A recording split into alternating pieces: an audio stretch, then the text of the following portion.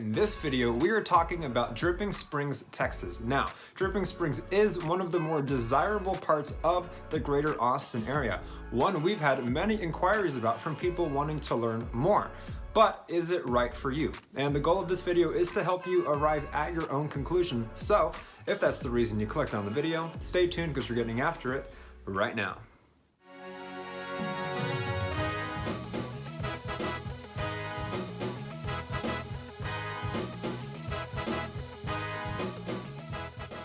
Hey again everybody, this is Frank with the team of agents at JB Goodwin Realtors. Each and every week we put out tons of new content about living in Austin, Texas, the good and the bad. So consider subscribing if you haven't already and ring the little bell to get notified whenever we put out a new video. In addition to that, we love the reach outs we get all the time from people just like you needing our help when relocating to Austin, Texas. So keep them coming. Shoot us a text, send us an email, give us a call any day of the week, any time of day. We've got your back when moving to Austin, Texas. So let's get right to it and talk about Dripping Springs, Texas. Now, as I mentioned, it is a very sought after area, very highly desirable. However, the point of this video is going to be highlighting some of the things we feel might be reasons you might not want to go there, why it might not be right for you. But before we get to those, in case you didn't know, let's go over some of the positives about Dripping Springs and the things that people really like about it. For starters, it's going to have a lot of newer homes and a lot of very well-respected neighborhoods. So you've got Belterra, you've got High Point, you've got Headwaters, Legacy Trails, Calaterra, so on and so forth. Another thing people really like about it are the views. It's going to be in a lovely location southwest of the downtown metro area. So you're going to have lovely views of the hill country, lots of scenery, lots of deer walking around. The schools in Dripping Springs get an A+ according to niche.com. There are going to be a number of things to do there as well. Maybe not to the extent of downtown, obviously, but you're going to have breweries, distilleries, parks, trails for hiking, cycling. Your politics are going to be moderate, and there are even farmers markets. So there is a lot to like about Dripping Springs. That is a general idea of why people are so attracted to it, but let's get to some of the reasons why they might not be. For starters, let's talk distance. Now, similar to many of the popular northern suburbs north of central Austin, you're talking Leander, Cedar Park, Georgetown. In the case of Dripping Springs, it is going to be well removed from the city. We're talking around 23 to 25 miles away, which puts you at a commute of say maybe 30 to 60 minutes depending on traffic. Now obviously it won't always be that bad. You could get there between maybe 30 and 40 oftentimes, but as soon as rush hour gets a little messy, as soon as there's an accident, you are looking at quite a big difference in proximity. Another thing I'll mention is also the proximity to the tech corridor. So the domain area where Apple is, where all of these new tech companies are flocking from San Francisco. If that's going to be your thing, it's even more reason perhaps not to look at Dripping Springs, as it's already far enough from downtown and even further from that tech area, which for the record is going to be in North Austin. That leads me to my next point. And that's going to be there are no major employers within the Dripping Springs area. So already, if you wanted to do things in downtown or in the tech corridor, like bar hopping or museums, music venues, that's already going to be a bit of a distance, right? But if you are not someone who works from home, as many people now have the luxury to do so, but many of us don't. So if you are someone who's going to be working corporate downtown or again in the tech corridor, and you have to drive 5 days a week, morning and evening, that's going to get real old real quickly. So those are two things right off the bat you need to know about Dripping Springs and why it just might not be the right fit. Now, don't get me wrong. A lot of people like that about Dripping Springs. They like that it's secluded. They like that you're more near nature, you're less urban, of course. But for example, Round Rock, Texas, that has Dell. So a lot of the people who work at Dell work in Round Rock, or even maybe 15 minutes from tech if they work at another tech job. So that's my thing. Dripping Springs is ideal if you don't mind the commute, say you're coming from one of the coasts and you're already used to horrific traffic. That's one reason. Or if you're working from home, a lot of empty nesters or even retirees look at Dripping Springs. But don't worry, a lot of young professionals as well. Another reason to think twice about Dripping Springs, a reason I'd be remiss if I did not mention, is the subject of its affordability, or lack thereof. So the thing about Dripping Springs is that over the past few years, it has rapidly appreciated in price and value. It is very sought after, as mentioned, lots of lovely homes and great scenery. So your median price right now is going to be in the mid to high 700s or perhaps even the low 800s, easily up from there. Now, don't get me wrong, if you are looking in the 400 range and the 500 range, I'm not saying that does not exist in Dripping Springs, but it's going to be harder to find in Dripping Springs than perhaps the Leanders of the world, the Round Rocks, the Georgetowns, the Cedar Parks, the Pflugervilles, the Huttos, the Mainers, etc., etc. It's going to be a bit more exclusive.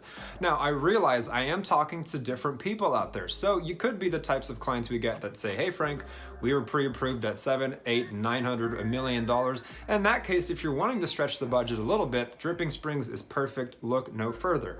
But again, if you're wanting to maybe count the pennies, or maybe you're a first-time home buyer and you're looking maybe $350, $450, $550 instead, I wouldn't turn you away from it, absolutely not, but I would also look at a lot of the other towns surrounding Austin, Texas that might be just a little bit easier to get into. Now, naturally segueing from the subject of affordability, let's talk about the property taxes. And if you're a longtime subscriber, you've heard me talk about them in almost all of our videos, but I feel the need to bring it up in case you're new or, in case you get blindsided. The property tax rates here are easily going to be around 2.5%, sometimes even close to 3% if it's a really nice area. What's interesting about Dripping Springs is that it ranges. So a lot of these different suburbs or towns I've mentioned are usually the same, 2.7 on average, 2.8 on average, 2.5 on average. Whereas with Dripping Springs, it can range between around 2%. I've heard about 1.9, 2.1, maybe not as frequently, but it also ranges all the way up to 3%. So it's correct, we have no state income tax here in Texas, but where it kind of balances itself out are those property taxes. Nothing to be afraid of, but I want you to be aware. You need to have all your ducks in a row, dot all your I's, cross all your T's when you're making such a big financial decision. Moving on to another reason why Dripping Springs, Texas might not be right for you is a reason why it's right for a lot of people. So one of the reasons why it's so attractive to many is that Dripping Springs is a bit unique. It's not going to be as urban as downtown Austin, far from it actually, nor is it going to be perhaps as suburban as Round Rock or Leander.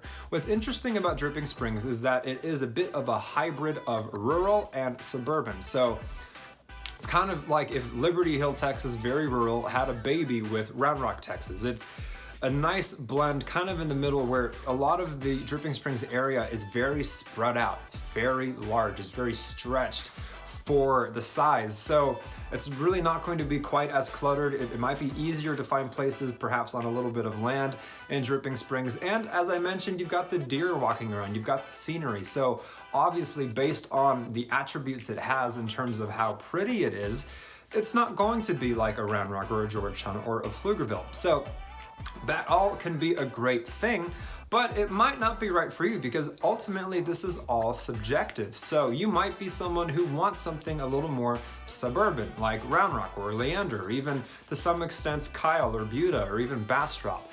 Those can be a little more rural, but a little bit more suburban as well. Or Cedar Park for that matter. You might want something like that, a little bit less spread out, a little bit less nature-y. Or you might be someone who also wants something more urban. So maybe you want to live near the tech corridor where it's a bit more populated. Maybe you want to live in East Austin, South Austin, West Austin, a little bit close to the city where you can just be a hop and a skip away from downtown, get on a scooter, something like that, or have easy access to a lot of the different things to do there. So I'm talking to many different people, and for some, Dripping Springs might just not be for you. For others, it might be exactly what you're looking for. Again, it all depends on who you are and what your walk of life is. Now, real quickly before moving on, drop a comment down below. If you live in Dripping Springs, let other people know what you think of it. Or if you don't, any questions you have for us, opinions, disagreements, we would love to get involved with you guys. In addition to that, if we've been providing any value for you, consider liking the video as well, as it really helps our channel grow. Remember to subscribe. And lastly, if there's anyone you know in your life who is wanting to learn more about living in Austin, Texas, go ahead and share our content with them and spread the good word. Now, lastly, on the subject of Dripping Springs, I'm going to talk about the things to do. So yes, it does have things to do. Like I mentioned, breweries, distilleries, dog parks, other parks, hiking parks, cycling, all kinds of things that are very hip, very current, very relaxed, just fun things to do, very laid back, farmers markets, so on and so forth. Yes, you also have some shopping.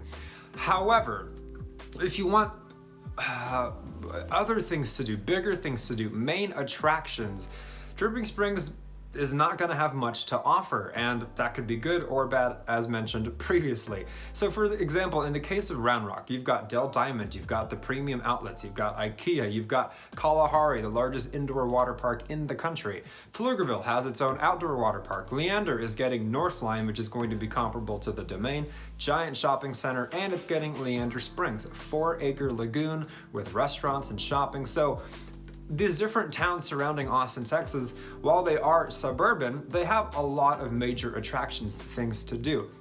In the case of Dripping Springs, I'm not saying there's nothing, but I really wanted to reinforce and highlight the fact that while it has things that are chill and easy and fun, that are part of the lifestyle of living there, if you're looking for something more major, it might be a little bit boring. And again, that is subjective, but a lot of people we talk to, they like what Austin has to offer. They like the music venues, they like the bars, they like the clubs, they like the art museums, they like the different restaurants that downtown has to offer. So if you're someone who really wants to be close to that, or perhaps like I mentioned in the suburban feel with a lot of things to do for the family, those might be better fits than Dripping Springs. It all just depends, and I felt it worth mentioning. So yes, in the case of Dripping Springs, if you are someone planning to relocate to the greater Austin area, there are many things about it that are quite attractive, and I totally get why. However, there are things about it, as mentioned, that might not be so attractive depending on who you are.